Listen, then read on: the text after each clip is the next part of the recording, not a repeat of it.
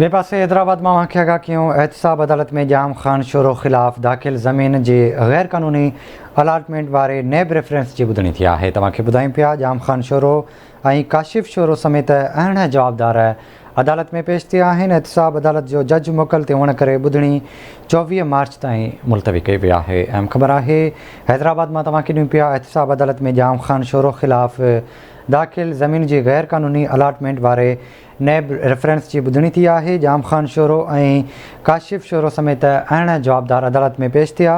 एहतसाब अदालत जो जज मोकल ते हुअण करे ॿुधणी 24 मार्च ताईं मुलतवी कई वई आहे। तव्हांखे हैदराबाद में आगाह कयूं पिया एहतसाब अदालत में जाम खान शोरो खिलाफ दाखिल ज़मीन जी गैर कानूनी अलाटमेंट वारे नैब रेफरेंस जी ॿुधणी थी। जाम खान शोरो ऐं काशिफ शोरो समेत अरिड़हं जवाबदार अदालत में पेश थिया।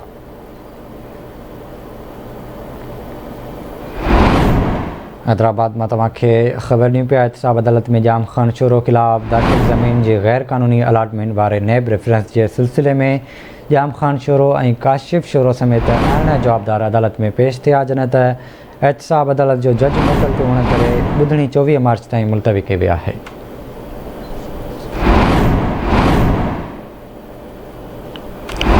इन जा तफ़सील वठंदासीं हैदराबाद में नसीर चना खां। नसीर आगाह कजो।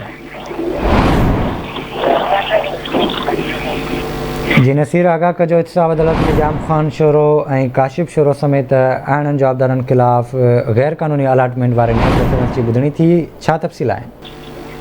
हैदराबाद की एहतसाब अदालत में सूबाई वज़ीर जाम खान शोरो खिलाफ दाखिल ज़मीन जे गैर कानूनी अलाटमेंट वारे नैब रेफरेंस जी ॿुधणी जेका है वह 24 मार्च ताईं मुलतवी कई वई आहे।